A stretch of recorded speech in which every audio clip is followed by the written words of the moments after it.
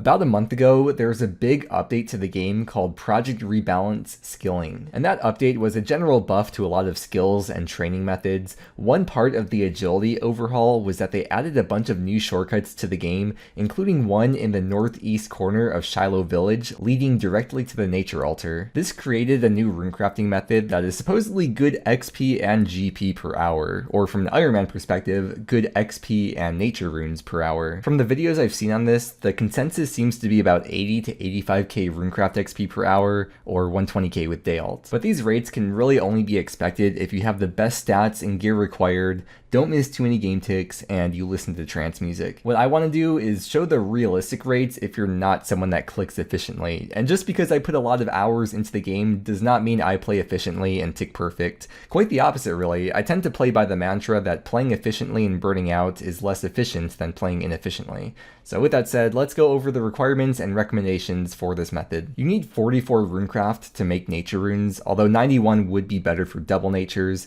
That would increase the profit, but not necessarily the XP. Or even better would be 99 Runecraft with the Runecraft cape on, so your pouch doesn't degrade. It's a common misconception that you can use the Guardians of the Rift lantern outside the minigame, but you cannot. It only works in the minigame. And then for the new shortcut that was added, you need level 79 agility. For the teleport to get close to the nature altar, the diary cape would be best, which I know is a steep requirement, seeing as the diary cape itself requires 91 Runecraft, but like everything in the game, the XP and moneymakers tend to scale with your levels, so if you don't have that, then you can use the Karamja Gloves 3 to the gem mine, which is a slightly further run, but that adjusts to the XP rate relative to your Runecraft level to balance this method out for high level versus low level Runecrafters. And for the lower level Runecrafters, it gives you a goal to work towards. And I hope by making this video, it can inspire maybe some new goals you want to strive for, or maybe to help you be aware of things you didn't know existed in the game or forgot about. My group Ironman teammate is also making a video on this new runecrafting method without the best things unlocked, like using Karamja gloves and NPC contact to repair pouches and so on, and is uploading the exact same time that this video is going up. And I'll link that in the description to check out so you can see the realistic rates if you don't have diary cape and best in slot everything. Strongly recommend the runecrafting outfit from the Guardians of the Rift minigame, which lets you craft 60% more runes. GOTR has such low requirements that it's really the first place anyone should go before runecrafting anywhere else in the game, because it's a pretty decent training method in itself relative to the requirements. You want the highest runecrafting pouch or pouches you can use. Not a big deal at all, but a Ring of Endurance with 500 plus charges will passively reduce your run drain by 15%, and Graceful gloves, because with the RC outfit, you'll have the extra slot open, so may as well. You also need a way to restore your run, which you don't have to do too often, but it would be nice to have either stamina potions or a stamina pool in the POH, or the Desert Amulet 4 for the teleport to Narda to restore everything. The plan for this video is to test out 1 hour of doing the method, but before I get started, I want to walk through each step and show all the plugins and adjustments I make to optimize this method, so I can think as little as possible. First thing we're going to do is switch to resizable, and then you have to be on Runelight for all this stuff, by the way.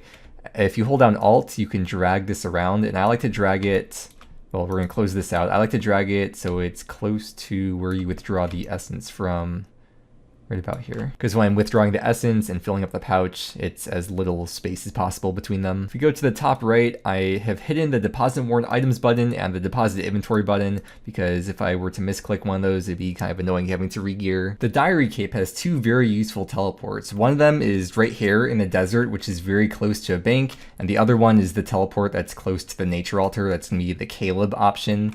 So I have switched my right, if you hold down shift and then right click, you can swap your left click to be one of the teleports and swap your shift click to be the other teleport. So right now my shift click is to Jar in the desert, which is the bank teleport, and the left click is going to be the teleport that's close to the nature altar that we're going to be using for the method. And that is with the menu entry swapper plugin. Another useful plugin is the object markers plugin. It lets you shift right click, mark object, or unmark object. And I think it makes it easier to see out of your peripheral, so it makes you not have to pay as much attention.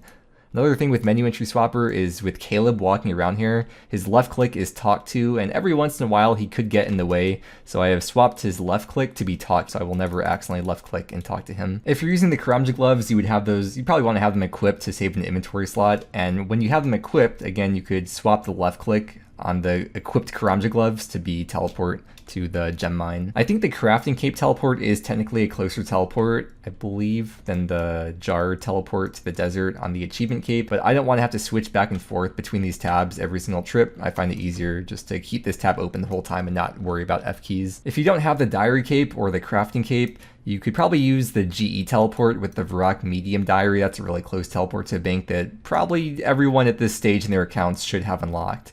This shortcut here, that, like I said, that is the level 79 requirement agility shortcut that they recently added. And I think with the agility plugin on, that automatically highlights them. I think that's a default plugin that's already on. Again, with object markers, I've highlighted the mysterious runes so I could see it out of my peripherals and don't have to pay as much attention where I click. And same thing with the altar itself. There is an extremely useful plugin that you need to get for this called Runecrafting Utilities. It will switch the left click of your pouches to be empty when you're near an altar, and when you're in the bank interface, it'll switch the left click to be fill when you're in the bank. And it has an option for stamina potions as well. When you're in the bank interface, it'll always make the left click be withdraw 1, and when you have 1 dose staminas in your inventory, it'll always make the left click be sip right from the bank interface. I like having the angle of the camera like this where east is facing upwards, but yeah, there's crafting the runes really quickly, and I just want to show you when I go into the bank interface. You may have noticed already, but the left click, the pouch is deposit or fill the pouch just like that. With the hat from the runecrafting outfit, you could imbue it with a tiara so you can still get the full effect of the runecrafting set and be able to get into the altar with a left click. But if you have the runecraft cape on, that already gives you access to the altar, so you don't have to worry about that.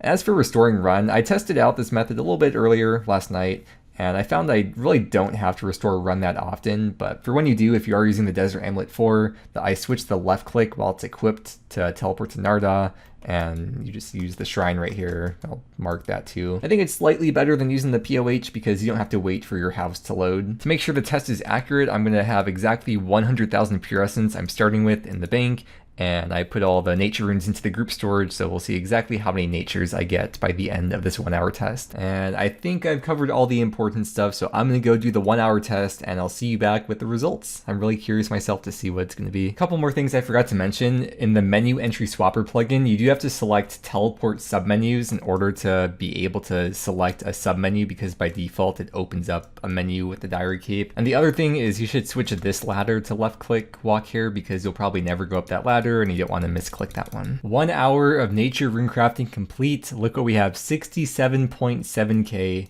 XP in the hour. Let's see how many runes I crafted. We'll go back to the bank. Probably call this like 65 to 70k runecraft XP per hour, and then the amount of nature runes I crafted is 24k. Here's the amount of pure essence I have left over. After doing some math, it looks like I used up 7,524 pure essence to craft the 24k nature runes. That's an average of, I think that's exactly 3.2 nature runes per essence. And again, that's with double runecrafting and with the 60% increase from the outfit. Right, that math makes sense because for each essence I get 2 runes, and if I get a 60% increase, you would expect 3.2 nature runes per essence, so the math does math there. For each trip that I do, I use 66 pure essence, which means in the 1 hour I did 114 trips. And that means each trip I averaged about 31.6 seconds. Now to the juicy part, the profit. Let's take a look. I believe pure essence is 1 GP each. Yeah, 1 GP, so it's 7.5k input.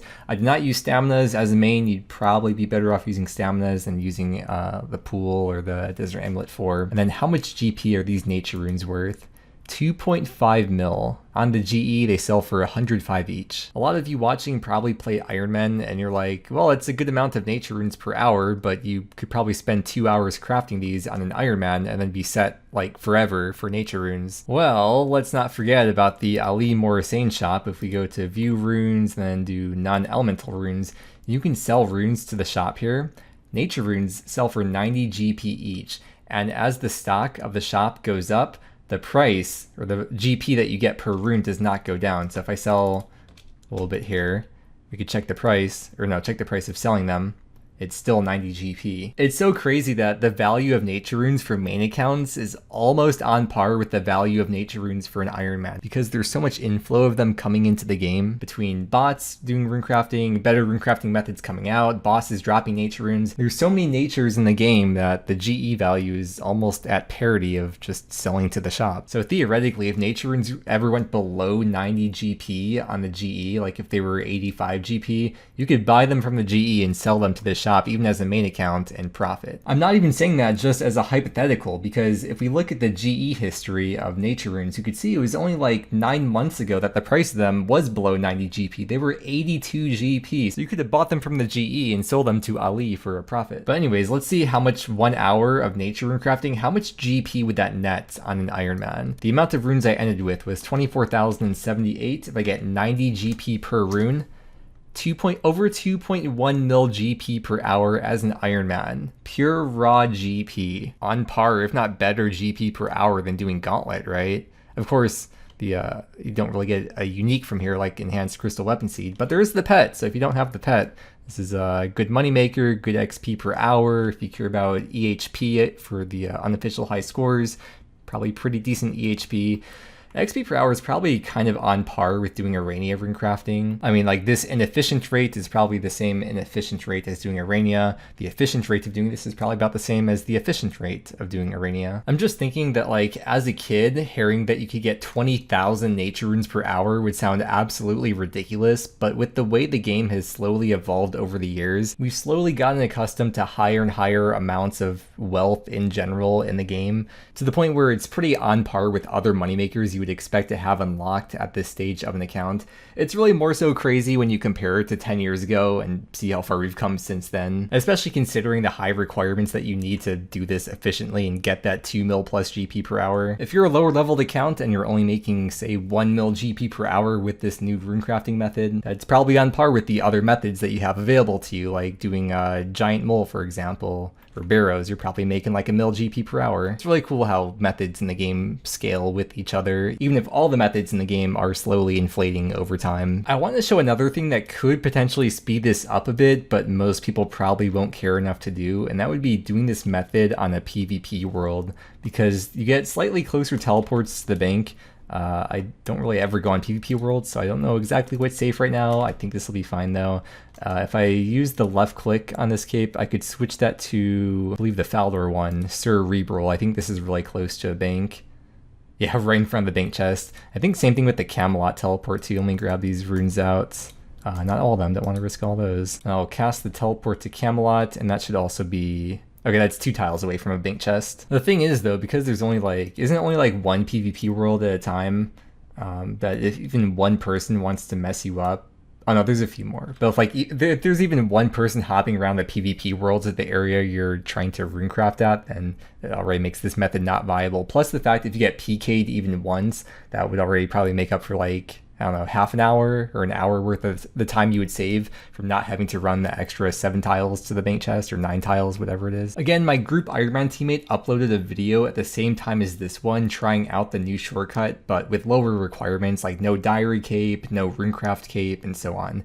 And I'll link that in the description to check out. I know most people don't have these requirements, which is why we decided to do this kind of collaboration so that everyone can get the info they want based on where they're at in their accounts. And if anything, I hope this video helped you out, taught something new, gave you goals to strive for, provided newfound motivation, or if nothing else, I hope it kept you entertained. I really appreciate you watching, and I hope you have a great day.